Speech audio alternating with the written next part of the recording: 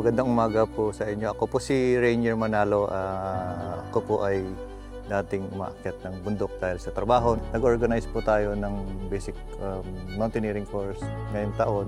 Tapos gusto nating matulungan ang mga kapwa natin, mountaineer, na alagaan din ang ating kapaligiran.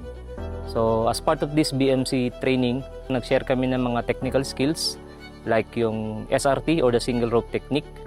So nagkaroon ng lectures, and then after that, nagkaroon kami ng demonstration. And after the demonstration, yung mga participants nag-start na sila mag-return demo. Isa po ako sa nag-a-assist sa training po ng SRT at iba pa pong activity.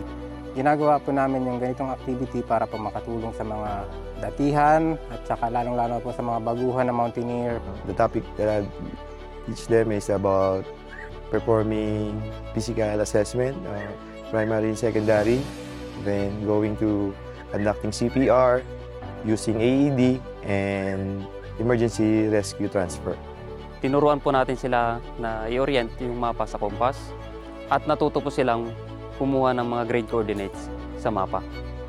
Sa basic mountaineering course, nagbahagi tayo ng basic knot tying and river crossing technique. Sa mga maganda kong natutunan ay ang LNT, Leave No Trace. Napaka-basic niya, pero bilang mountaineer, birder, mahalaga pala ito. Bilang isang organizer, malaki ang natulong sa akin ng basic mountaineering course.